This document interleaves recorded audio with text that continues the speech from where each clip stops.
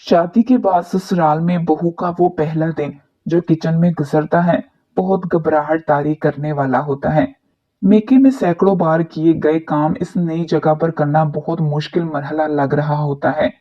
यही मुश्किल आज अनुषे को दरपेश थी। इसकी शादी को आज 12 दिन होने को आए थे। इस 10-12 दिनों में ससुराल वालों ने इसके चाव चोंचले उठाए थे, लेकिन अब शायद इनकी हद हो चुकी थी। सो 12वीं सुबह जब सब नाश्ते की दस्तरखान पर बैठ गए और अनुषे ने अपनी सास के हाथ का बना नाश्ता खाया, तो सास ने लहजे में नकाहत तारी करते हुए अनुषे को मुखातिब किया था। बस बहू, अब मेरी हिम्मत तो जवाब दे गई है। तबीयत खराबी के बावजूद आज तो मैं तुम्हारा ख्याल करते हुए किचन में चूल्हे के आगे जाकर खड़ी हो गई कि अभी से नई दुल्हन को क्या काम पर लगाऊं।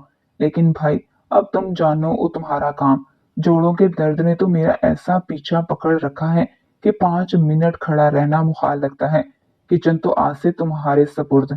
ठीक है अम्मी, मैं तो खुद आपसे यही कहना चाह रही थी कि आपकी तबीयत सही नहीं रहती, आप आराम किया करें, मैं सारे काम संभालूंगी। अनुषा ने पूरे खलूस से इन्हें यकीन दिलाया था। हाँ, अपने घर में भी तो सारे कामों की जिम्मेदारी तुम्हारे ऊपर ही थी। यहाँ तो फिर सफाई के लिए मासी आती है, काम ही क्या है हमारे घर में। सास ने तो लापरवाह से अंदाज में जताया था, मगर अनुषा खामोश रही। इतना तो इसने 12 दिनों में अंदाजा कर लिया था। इस घर में हर वक्त होने वाली चिकचिक की बड़ी वजह ये काम ही होता है। अम्माद, इसका शोहर बहन भाइयों में सबसे बड़ा था, और फिर एक छोटा भाई और एक बहन थी। अम्माद और इसके छोटे भाई को तो अपने काम खुद करने की आदत थी, यानी कपड़े इस्त्री कर लिए, मैले कपड़े वॉशिंग मशीन के पास रखी टोकरी में डाल दिए। मासी मशीन लगा देती थी, मगर अगले 2 दिन तक कपड़े तारों पर ही सूखते रहते। सास कभी तो बेटी पर चीखती चिल्लाती कि छत पर से जाकर धुले कपड़े उतारना, मगर बेटी ना सुनती तो फिर मुलाजमा को कहती, मगर वो इन्हीं के घर की मासी थी। मिजाज इन लोगों जैसा ही पाया था, हद से ज्यादा सुस्त, काहिल और कामचोर। साफ इनकार कर देती। बीबी जी, कपड़े धोने के पैसे देती हैं आप, उतार कर लाने और तह लगाने के थोड़े देती हैं। एक कमबख्त, तुझे तह लगाने को कब कह रही हूँ? जा सिर्फ कपड़ों की गठड़ी बांध कर उतार कर ला दे। मुझसे सीढ़ियां चढ़ी जाती तो क्यों कहती तुझे? मुलाजमा भी धुली हुई बेडशीट में कपड़ों की गट्ठी बनाकर बरामदे में पीछे तख्त पर पटक देती। फिर वो गठड़ी वहीं रौनक अफरोज रहती। शोहर और देवर इसमें से कपड़े छान कर इस्त्री कर लेते। बेटी भी उठाकर कपड़ों को कहीं इधर उधर ना रखती। नाश्ता हफ्ते में 3-4 बार बाजार से आता था। सुसर साहब पूरे घर में वाहिद बंदे थे जो सुबह फजर के लिए उठते तो आदतन सास को भी नमाज के लिए जगाने की कोशिश करती। अरे उठती हो, रात के पिछले पहर ही तो जाकर नींद आई है, सारी रात जिस्म में दर्द होता रहा है। सुसर साहब भी शरीफ शख्स थे, बीवी को जताना चाहते तो जता सकते थे कि बीवी, रात को तुम्हारे खराटों से नींद तो मेरी डिस्टर्ब होती है। लेकिन इन्हें पता था कि इनका इतना सा कहना सास साहिबा का पारा चढ़ा देगा। वो काफी तंग मिजाज खातून थी। ससुर साहब की तबीयत की वजह से दोनों मियाँ बीवी की अच्छी निभ रही थी। ससुर साहब नमाज पढ़कर वॉक पर निकल जाते और वापसी पर कभी नान चने, कभी निहारी तो कभी हलवा पूरी ले आते। खुद भी नाश्ता करते और बच्चों को भी आवाज देकर बुला लेते। अम्मा तो ऑफिस जाने से बामुश्किल 20 मिनट पहले उठते थे। बीवी के हाथ का नाश्ता इनको पसंद ना था, वो बिना नाश्ता किए घर से निकल जाते थे। लेकिन देवर और ननंद को रेडीमेड नाश्ता बहुत पसंद था, बल्कि सास साहिबा भी जागने के बाद मियाँ का लाया हुआ नाश्ता मजे से करती थी। बाजार के खाने खा खा कर इनका वजन बढ़ता जा रहा था।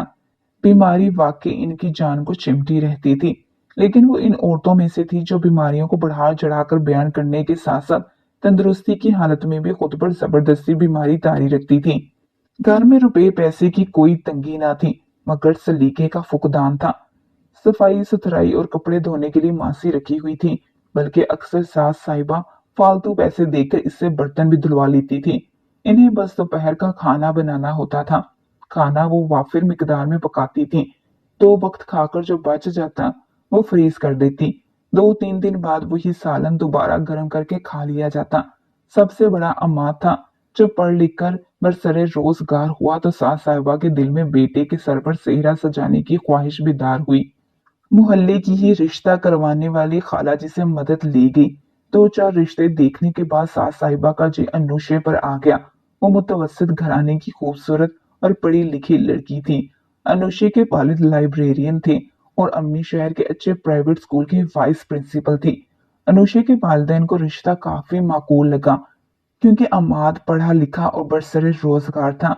इसके ऑफिस से छानबीन कराई गई तो लोगों ने इसे मेहनती और शरीफ बताया और सबसे बढ़कर ससुर साहब अनुषा के अब्बू को बहुत ही सुलझे हुए और माकूल लगे। अच्छी तरह सोच विचार के बाद इन्हें हाँ कर दी गई। 3 महीने के अंदर अंदर अनुषा अम्माद के संग रुखसत होकर ससुराल पहुंच गई। बहैसियत जीवन साथी अम्माद इसे बहुत पसंद आया था। इसके माँ बाप ने यकीनन इसके लिए बेहतरीन शख्स चुना था और जहां तक ससुराल का ताल्लुक था, माँ ने इसे समझा कर भेजा था कि किसी भी लड़की का ससुराल आइडियल नहीं होता।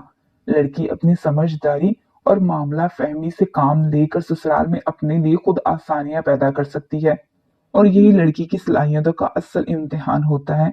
अनुषा को अपने माँ बाप की दुआओं, इनकी तरबियत और सबसे बढ़कर अपने अल्लाह पर भरोसा था।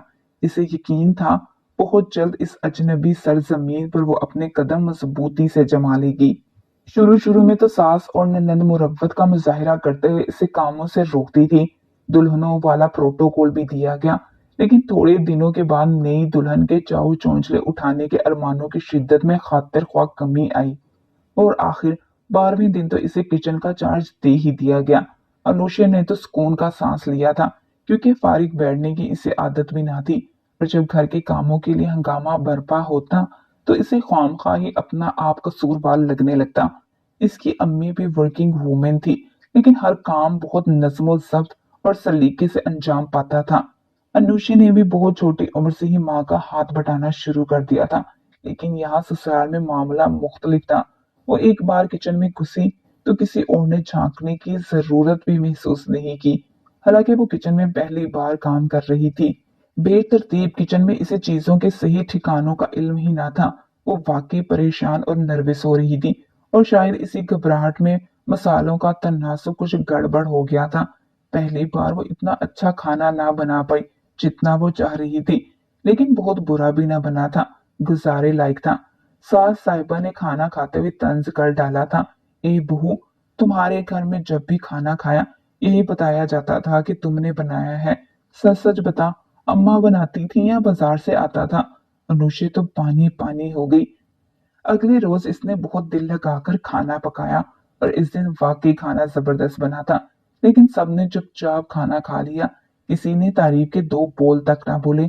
जब वो खाने के बाद दस्तरखान समेट रही थी तब ससुर साहिब ने इसे मुखातिब किया, बेटा अब गरम गरम चाय भी पिला दो।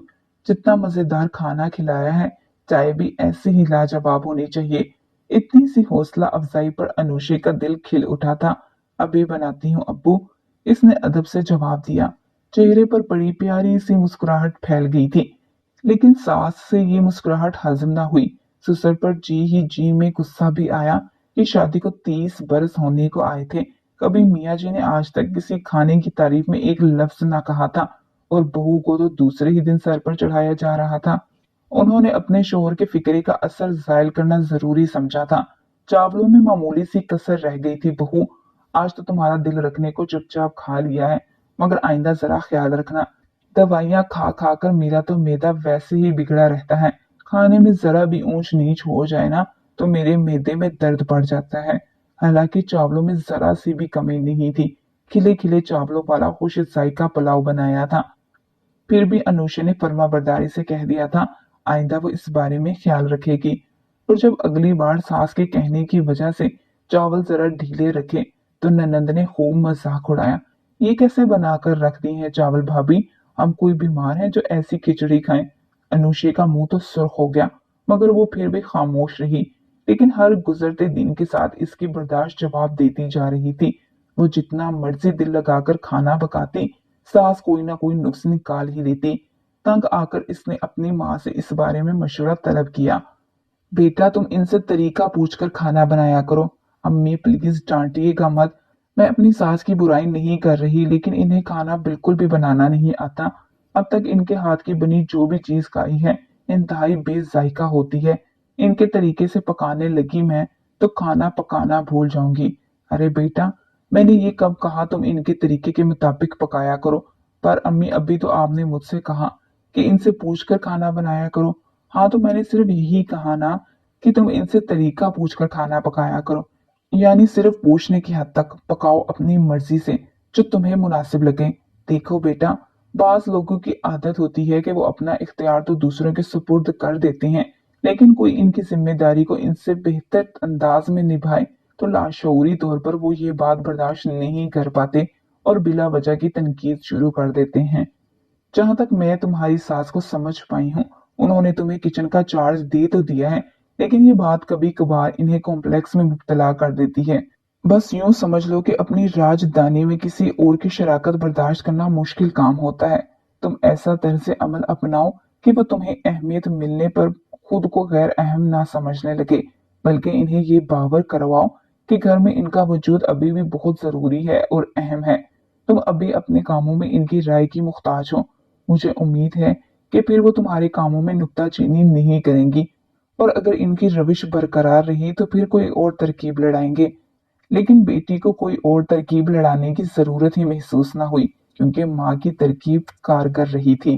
अनुषे दिल से इनकी अक्लमंदी की कायल हो गई।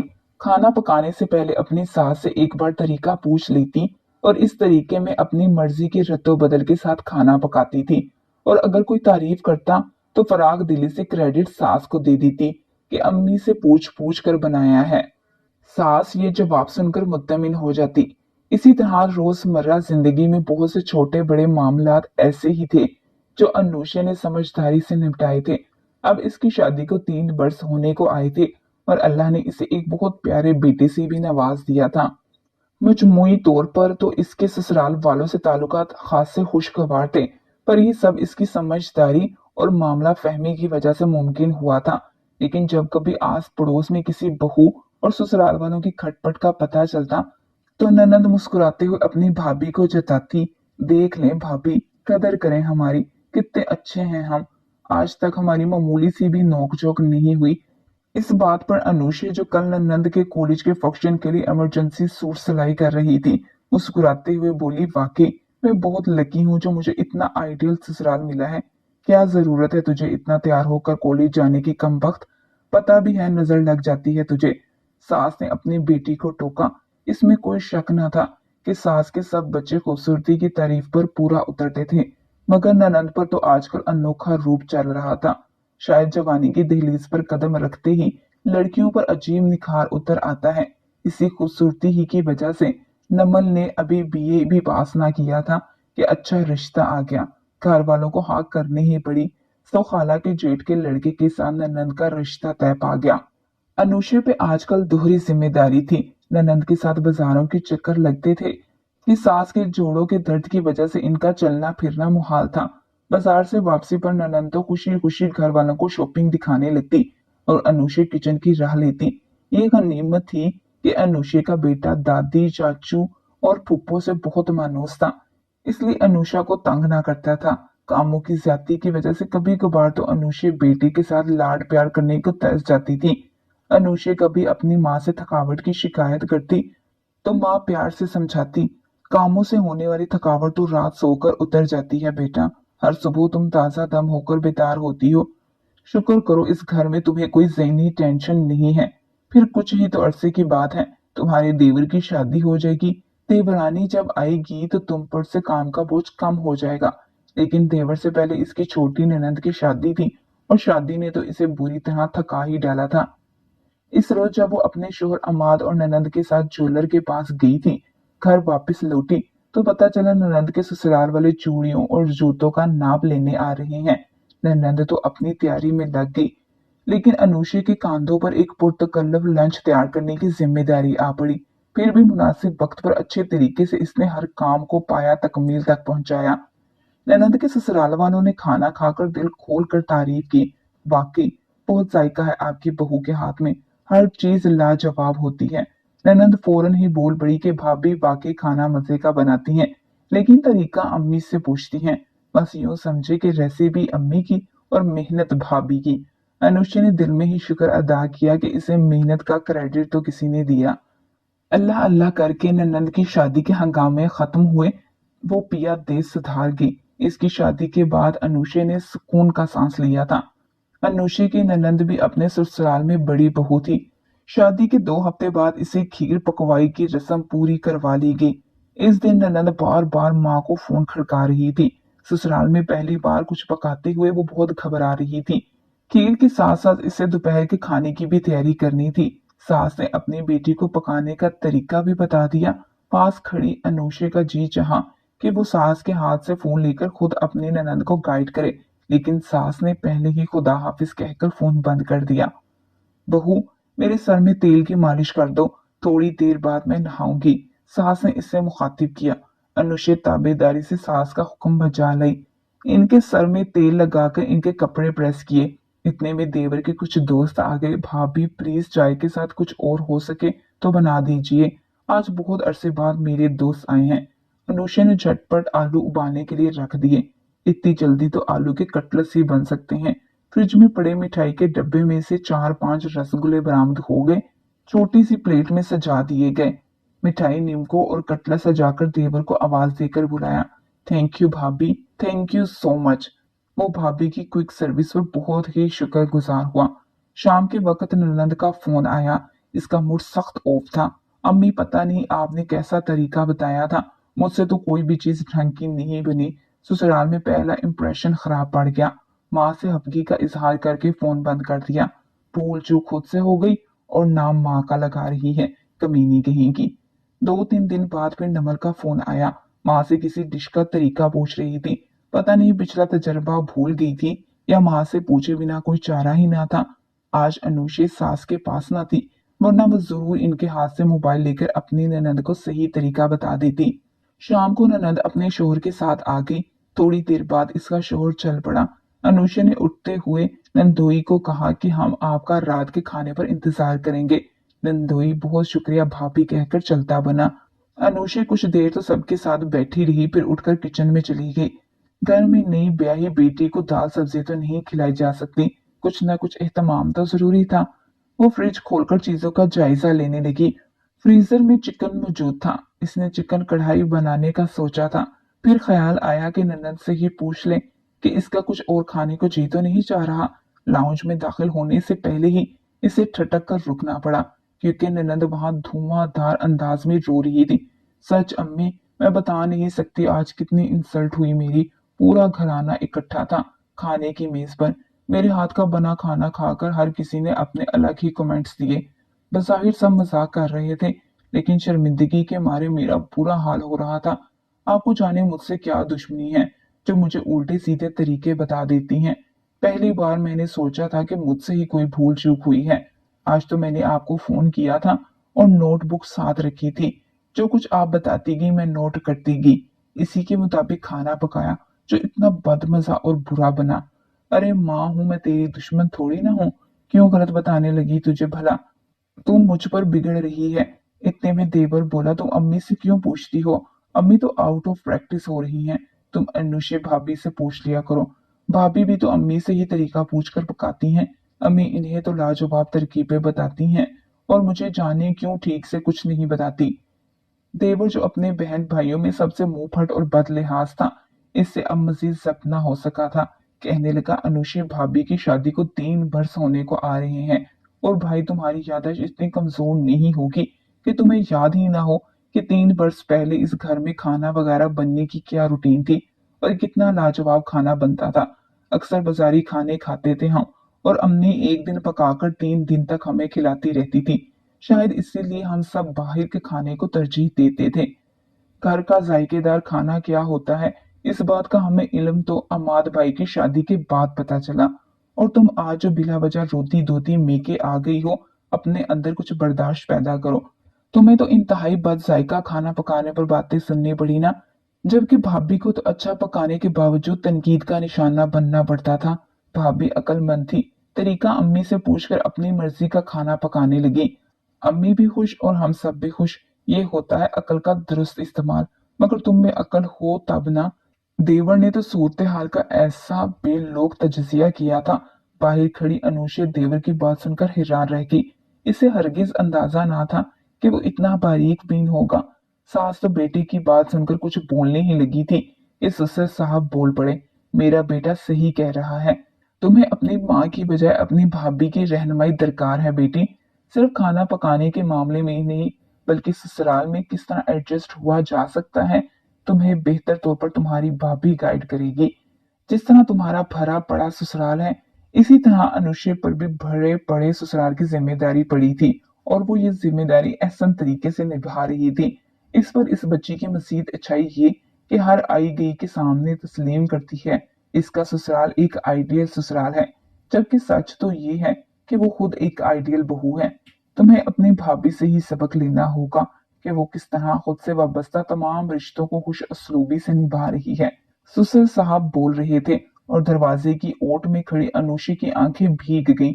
कभी कभार इसके दिल में ख्याल आता था कि ससुराल की खिदमत करते करते वो अपनी जात की नफी कर रही है। इस मुशक्कत से क्या हासिल होगा? ससुराल वाले तो फिर भी इसे क्रेडिट ना देते थे, घर में अमन सुकून की फजा का सारा क्रेडिट खुद ले लेते थे। लेकिन आज देवर और ससुर की बात सुनकर एहसास हुआ था कि ससुराल में भी इसके कदरदान मौजूद हैं, और दिल से की गई मेहनत कभी न कभी रंग लेकर ही आती है। देवर कहने लगा, अनुषे भाभी ने तो वाकई मिसाली बहू बनकर मेरी आने वाली बीवी के लिए मुश्किल पैदा कर दी है। आजकल की लड़कियों में इतना स्टेमिना कहाँ कि वो घर भर की जिम्मेदारी इतनी खुश उसलूबी से निपटाएं। जब मेरी आने वाली बीवी का मुआवजा भाभी से होगा तो नंबर वन भाभी ही होंगी। देवर ने मुस्कुराते हुए कहा। अनुषे भीगी पलकों और मुस्कुराते लबों के साथ वापस किचन में पलट गई। किचन के काम निपटाते हुए इसके हाथों में पहले से ज्यादा फुर्ती थी। रात के खाने पर इसने चिकन कढ़ाई के साथ मटर पुलाव और फ्रूट सैलेड भी बना दिया। सबने शेर होकर खाना खाया था, और खाने के बाद सास ने इसे मुखातिब किया, बहू जरा अपनी ननद को भी तरीका समझा देना, मैं तो सब भूल गई हूँ, वरना इससे भी ज्यादा मजे की कढ़ाई बनाती थी मैं। अनुषे ने हंसते हुए कहा, ठीक है अम्मी, मैं बता दूंगी। ढेरों ढेर बर्तन धोकर इसने अपने लिए एक कप चाय बनाई। किचन में काफी देर खड़े होकर काम करने की वजह से कमर में इसे दर्द जो हो रहा था, बेडरूम में आकर इसने चाय के साथ पेन किलर ली। अपने बेटे को इसके पापा की गर्दन से बाहर निकाला। अनुषे ने मोहब्बत भरी निगाह सोते हुए शोर और बेटे पर डाली, फिर खुद भी इनके पहलू में लेटकर सोने की कोशिश करने लगी। जल्द ही आज वो नींद की वादी में उतर गई, क्योंकि आज इसे बहुत ही मुत्तमिन और पुरसुकून नींद आ रही थी।